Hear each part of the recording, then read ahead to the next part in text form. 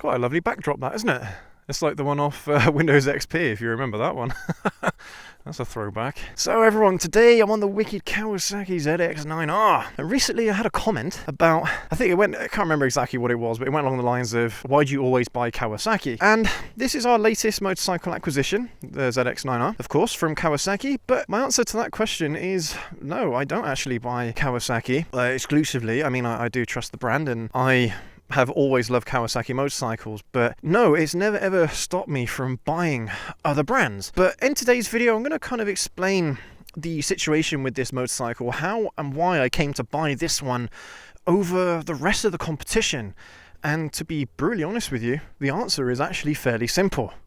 This was one of the best value propositions that there was at the time when I bought this bike.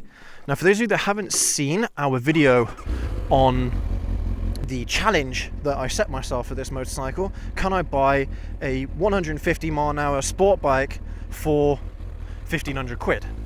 Which I thought at the time was a pretty low amount of money, which I found out that it was. To get a motorcycle that had an MOT, that was running good, that could be ridden away, was actually quite a challenge.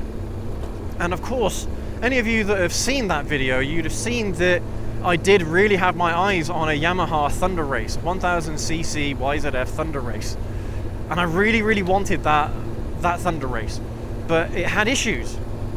It had issues, and it would not have fulfilled the challenge that I'd set myself. I would have bought myself a broken bike. Alright? Basically, that motorcycle, it had a serious knock coming from, I think it was the left hand side of the bike, might have been the right hand side, I can't remember now off the top of my head. But it had a serious problem, and I wasn't sure if it was even going to make it home. And I drove 2 hours to go and see it. So I was fully committed to that motorcycle. But what about the rest of the competition? What else could I have bought? I could have got an old Fireblade, a 90s Fireblade. I could have got, I don't know, maybe even an R1 from the year 2000, something like that. I could have got a Gixxer 1000. I could have gone for a Triumph, one of the Triumph speed triples, you know? There were so many options out there that I could have gone for. Why did I go for this one? Because it was the cheapest. It was the only one that was in my price range at the time, and I needed to buy a motorcycle that weekend. So the thing is as well, is even though in that video I was determined not to buy another Kawasaki, I even said that. We don't need any more Kawies in our lives. We don't need any more Kawasaki's in our lives. I even said that. I was determined not to get another Kawasaki. But the problem is that these bikes, these old Ninja ZX9Rs, have such good value for money these days. £1,500, £2,000, £2,500, you can get yourself a ZX9R that is in perfect working order. That's a nice car. And it's got plenty of life left in it, despite the fact that it's a really old bike with probably a load of miles on it. So even though I settled on this bike, I still don't think it was a bad buy, despite the fact that it is a Kawasaki motorcycle. And I just couldn't walk away from this one. This was such a good buy, and it demonstrated what you can get if you're in the right place at the right time with 1,500 quid. And this motorcycle totally fulfilled every criteria that we had when it came to buying this bike. So no, I didn't want this. I didn't want this bike. I really did want a Thunder Race, maybe even an R1. I really want a Yamaha at some point. I've had my CBR 600RR from Honda, so I've had a Honda motorcycle. I'd love to have another Honda, but Yamaha, I need to get a Yamaha at some point. I totally acknowledge that, and strictly speaking, I didn't have much of a choice. If I wanted to complete that challenge, this was the only option that I had, this ZX9R. And to be honest, I'm over the moon with it. Alright? So just because I buy mostly Kawasaki's, or have bought mostly Kawasaki's, doesn't mean that I am exclusively going to buy Kawasaki's, alright? I've constantly got bikes on my radar that I would love to own one day. And when we sell this bike, if it survives, and because I'm going to try looking after this one, and I do intend to sell it on afterwards, but if it does survive, then we've got a little bit of money in the kitty as well to invest a little bit more in a bike. And hopefully it can be the Yamahas, the Hondas, the Suzukis. But at the time when I was looking to buy, unfortunately, they were all outside my price range. Even though they were bikes that were older, less miles, you know, the usual kind of thing. But at the moment, Yamaha seem to really hold their value, especially the old stuff, the old R1s. They were going for well over £2,500 for a 2000 R1 or a 2002 R1. So yeah, I could have gone for a 600, but come on, if you've got more, if you can buy more horsepower, why wouldn't you? If you can buy more displacement, if you can buy more torque, why wouldn't you? And that was the dilemma that I was in. I could have bought a phaser, an FZ6 from Yamaha, but again, that wouldn't exactly would have fulfilled the criteria that we had. It had less horsepower than I wanted. It wouldn't have done the top speed that I wanted. Really good bike, but it wasn't the bike that I wanted to get for that challenge.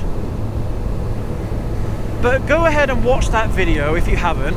All right, it's called the £1,500 budget superbike challenge, and make up your own minds. And by all means, go ahead and have a look on Facebook Marketplace, on Gumtree, on all these places where you can find and buy motorcycles, and see what other options that there might have been in your local area. Because the vast majority of them that were in the budget that I set were broken.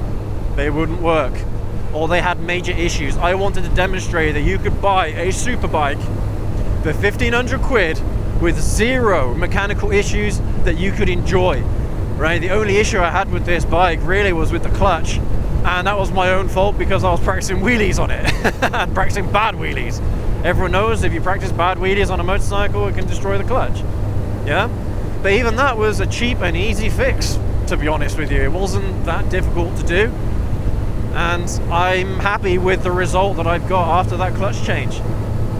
But that was all that video was meant to demonstrate, is what you can get, how you can get it, and at what price. And I was shocked at the amount of value that I've got out of this motorcycle. Had a year's MOT on it. What more can you ask for? Absolutely fantastic bike, and I'm over the moon with this bike.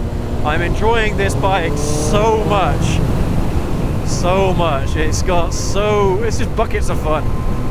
This bike, buckets of fun. But honestly, guys, if I had the cash and if I had the space in my garage, I would be looking at R1s left, right and centre. I'd be looking at Gixxers left, right and centre. What's the good Gixxer model? Is it the K4 or K2? I can't remember.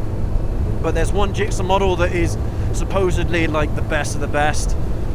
You know, I'd love to have that. I'd love to have a Hayabusa at some point. Yeah, the list goes on, alright. I'd love to have an S1000 RR from BMW, or an M1000 RR from BMW. An MT10. Honestly, the list goes on. My bucket list motorcycles is vast.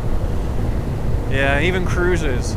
I want to have a go on a cruiser, maybe even one day own a cruiser if I enjoy them, if I enjoy riding them. But honestly, like at this point in my riding career, I'm more of a sport bike guy. Absolutely love the sport bikes and the sport tourers. They are a lot of fun. And they're just so quick as well, so fast.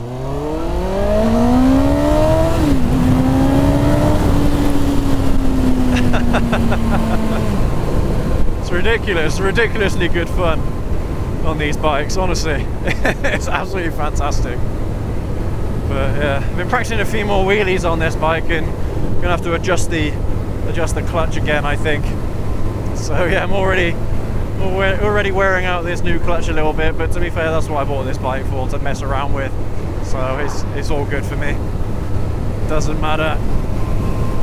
But yeah, man, There's so many options out there. If I had the budget, if it was a £2,000 budget, well, honestly, there's so much out there for 2K in terms of high performance motorcycles that have got a lot of life left in them, that haven't actually got a lot of mileage.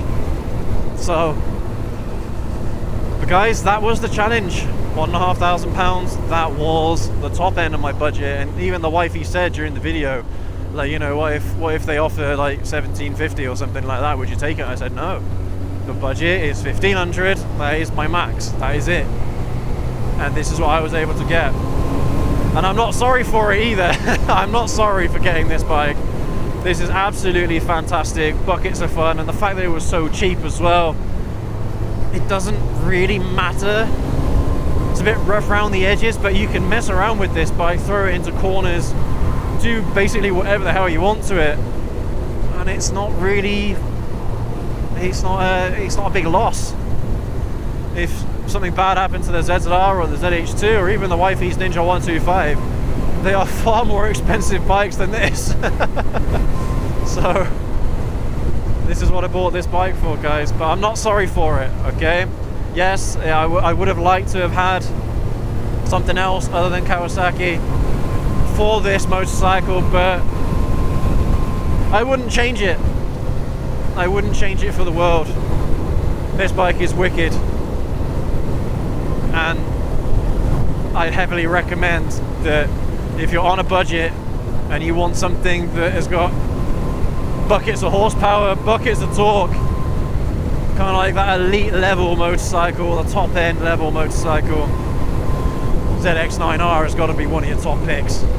Yeah, if you're looking at anything under 2K, ZX9R has got to be up there. Absolutely fantastic motorcycle, this. Absolutely love it. Brilliant, absolutely brilliant. But anyway, everyone, I'm going to leave the video here. Thank you ever so much for joining me on this lovely day. We're in the depths of autumn already, in October, but yeah, what a lovely day to go out for a ride. So I was debating coming out today, but I'm glad I did. It's absolutely fantastic, absolutely brilliant.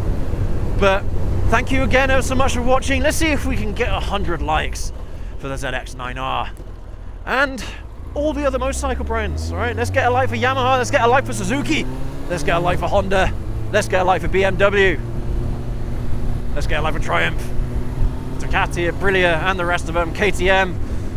I've probably missed a few. Harley, Davidson, Indian, Invi Augusta, Moto Guzzi. The list goes on. Leave a like for all those brands. One day I'd love to experience one of them, but that's in the future. Thanks again. Leave a like, hit subscribe, hit the notification bell so you don't miss any of our future uploads on the wicked ZX9R. Absolutely love this thing, it's so good. And we will catch you all in the next video. Have a good one, everyone. Take care. Ride safe.